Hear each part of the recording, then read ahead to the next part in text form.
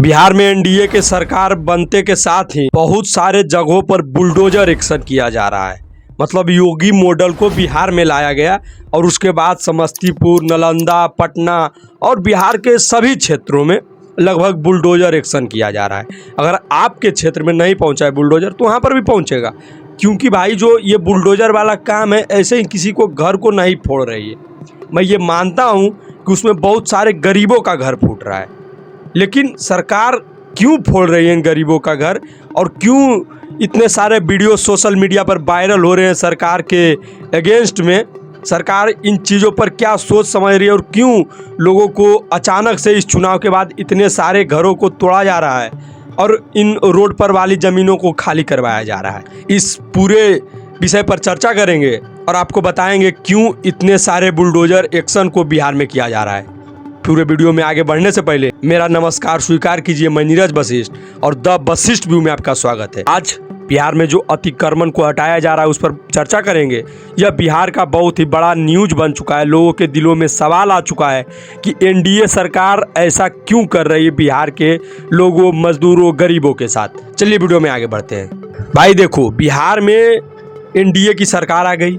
RJD जो मतलब विपक्षी पार्टी थी वो बिल्कुल फिर से उसे विपक्षी में रह गई, मतलब हार गई। और एनडीए की मजबूत वोटों से, मजबूत सीटों से मतलब एनडीए की सरकार बन गई। फिर से नीतीश कुमार बिहार के मुख्यमंत्री बन गए। सेम डिप्टी सीएम जो थे सारे लोग बन गए जैसे ऐसे थे। बिहार में अतिक्रमण को अचानक से हटाया जाने लगा। देखो भाई, बिहार में हमेशा तुम जाति की राजनीति नहीं कर सकते। इस बार ही कैसे कैसे जाति की राजनीति हुई है और कैसे कैसे कर कर भाजपा इस चुनाव को जीती है। बीजेपी, जेडीयू, चिराग पासवान की पार्टी, एलजेपी, ये सारे लोग चुनाव को जीते हैं। ऐसे जातिगत राजनीति कर कर हमेशा बिहार में नहीं जीता जा सकता है।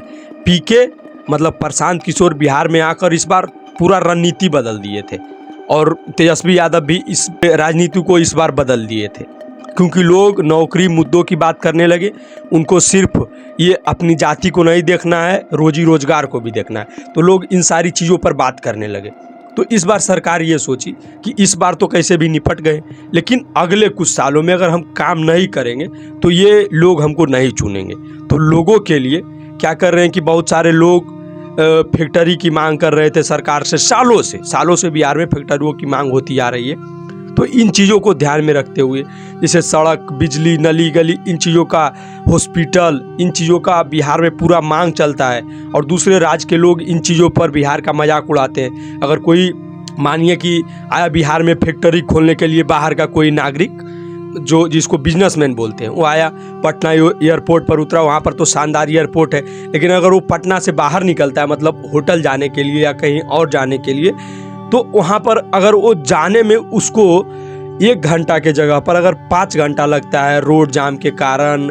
इधर रोड के अगल बगल में जो सड़कें हैं जहाँ पर सरकार ने मतलब पार्किंग के लिए जगह छोड़ी है, वहाँ पर लोग अपना छप्पर देकर पूरा बिजनेस को बैठाए हुए हैं। तो इन चीज़ों से लोगों को, बड़े बड़े बिजनेसमैन को, चाहे और सारे आवाजाही करने वाले लोगों को प्रॉब्लम होती है, यातायात वाले लोगों को प्रॉब्लम होती है। तो इन चीज़ों को ध्यान में रखते हुए सरकार ने बिहार के हर जिले में ये अतिक्रमण को हटाने का कार्य कर रही है। भाई नालंदा में एक जाति का पर्सनल 150-200 घर लगभग वो खाली करवाने का आदेश आया था, उसके बाद तोड़वाने का आदेश आया था।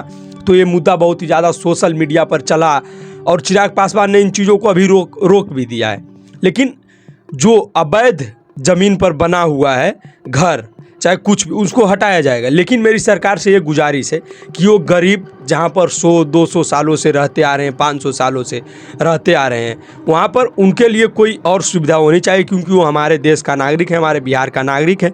उनके लिए भी सरकार को कुछ ना कुछ सोचना चाहिए। जैसे कि उस सरकार अगर आवाजाही करने वाले व्यक्तियों के लिए सड़क खाली करवा सकती है, तो ये लोग जो हमारे बिहार में 100-500 सालों से, 1000 सालों से रहते आ रहे हैं, लेकिन उनका अभी तक कोई एक घर का ज़मीन का टुकड़ा नहीं है, तो उनके लिए सरकार को ज़रूर सोचना चाहिए। जो ये सरकार जो घरों को खाली करवा रही है, उनके लिए एक अलग कुछ व्यवस्था की जानी चाहिए। मेरी ये जो सोच है इसके ऊपर मैं बता रहा हूँ। ऐसे अतिक्रमण को बिल्कुल हटाया जाएगा।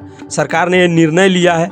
कि बिजनेस को आगे बढ़ाना है, बिहार में फैक्ट्री लगाना है, एयरपोर्ट अच्छे अच्छे बनाना है, बाज़ार को साफ़ सुथरा रखना है, सारी चीज़ों को। अगर आपको लगता है कि आपके क्षेत्र में अभी तक बुलडोज़र नहीं पहुंचा है तो वहाँ पर पहुंचेगा। अगर आपके अगल बगल जो बाज़ार होगा उसमें आप देखते होंगे कि सड़क है, सड़क के दोनों तरफ रोड खाली हुई है, उसमें लोग छप्पर दे देते हैं।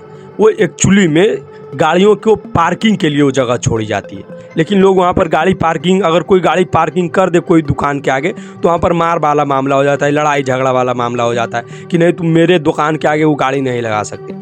आपके दुकान के आगे आपकी ज़मीन नहीं है, वो सरकार वही पार्किंग के लिए ही छोड़ती है, लेकिन दुकानदार उससे लड़ जाते हैं, झगड़ जाते हैं। तो इन चीज़ों को ध्यान में रखते हुए सरकार इन चीज़ों पर कार्य कर रही है। लेकिन मेरा ये कहना रहेगा कि गरीबों को देखते हुए सरकार को कोई भी कदम उठाना चाहिए। और जहाँ तक सरकार सक्षम है, मेरे से तो ज़्यादा ही जानकारी उनके पास रहता होगा और उनके पास बहुत सारे विद्वान लोग रहते होंगे, तो वो सारा और जानकारी रखते होंगे। बिहार मतलब फुल मोड एक्शन में आ चुका है। आप लोग ने सम्राट चौधरी को देखा होगा, जहाँ पर वो बोल रहे हैं कि स्कूल कॉलेज के बाहर हम प्रशासन को बैठाएंगे जहाँ पर कोई लड़कियों बच्चियों को ना छेड़ा जाए। फिर एक इनकाउंटर भी करवा चुके हैं।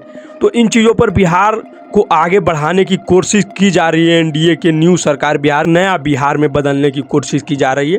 और हो सकता है कि साल 2 साल में आपको बहुत सारे जो चीनी मिल जो बंद हो गए थे उस पर भी सरकार ने एक्शन लिया है कि कुछ सालों में हो सकता है कुछ चीनी मिलों को स्टार्ट किया जाए, फैक्ट्री को लगाया जाए, लोग ताकि बाहर ना पलायन कर सके, ना बाहर कमाने के लिए जा सके।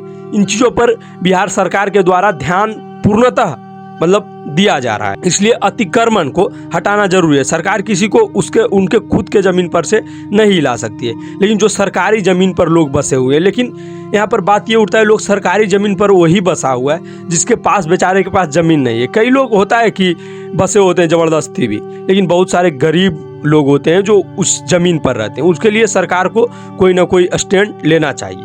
वैसे नहीं है कि किसी के गांव में जाकर सरकार किसी का घर फोड़ देगी पर्सनल और चारों तरफ के घर नहीं तोड़ेगी, नहीं, ऐसा नहीं है। घर वही फोड़ा जा रहा है, गांव वही हटाया जा रहा है जो बाजार के बगल में हो, या रोड सड़क है, सड़क के इस तरफ आप अपना सब गढ़ दिए बांस बल्ली और वहाँ पर अपना घर टाइप का बना लिए। उस तरह के घरों को साइड किया जा रहा है सरकार के द्वारा। मेरा यही कहना रहेगा सरकार से कि जो भी एनडीए की सरकार में चिराग पासवान हो, नीतीश कुमार हो, जीतन राम मांझी हो, उपेंद्र कुशवाहा हो, ये सारे लोगों से गुजारिश रहेगा कि आप लोग बिहार के हैं, सम्राट चौधरी बिहार के हैं, सारे लोग तो बिहार की गरीबी की आप लोग हाल जानते होंगे, सारे लोग का हाल जानते होंगे। तो किसी का घर तोड़ने से पहले अगर कोई गरीब है तो बस उसको रहने सहने की व्यवस्था की जाए। सरकार जो कर रही है उसके मैं समर्थन में हूँ कि भाई अतिक्रमण को भी हटाना जरूरी है, क्योंकि सड़कें खाली होगी तो यातायात बढ़िया होगा। और लोग जो बिजनेसमैन, मान लीजिए बिहार में कोई फैक्ट्री खुलती है तो ट्रक आएगा या गाड़ियाँ आएगी जाएंगी, तो उसके लिए रास्ता थोड़ा खाली, बाज़ार में जो ये माहौल होता है कि इधर लोग हैं इधर गाड़ी चल रही है, इधर आवाज़ आ रहा है, उन सारी चीज़ों से लोगों को छुटकारा मिलेगा। सरकार इन चीज़ों पर ध्यान दे रही है। बाकी आपको क्या लगता है कि सरकार ये चीज़ें सही कर रही है या गलत कर रही है?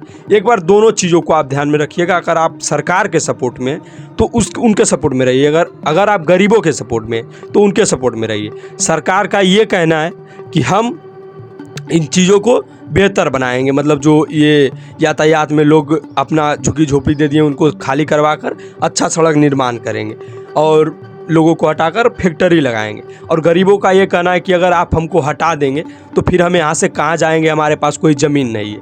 दोनों का अलग मसला है, दोनों पर सरकार को अमल करना चाहिए। बाकी गरीबों के लिए और अपनी बिहार की जनता के लिए मैं ऐसे ही वीडियो बनाते रहता हूँ। अगर आपको ऐसा ही वीडियो देखना है तो आप हमारे चैनल को सब्सक्राइब कर सकते हैं। आपको बिहार से जुड़ी हर एक अपडेट मिलते रहेंगे। चलिए वीडियो को ख़त्म करते हैं। और यही था लोगों का आवाज़। यह वीडियो पूरा देखने के लिए आपका दिल से धन्यवाद।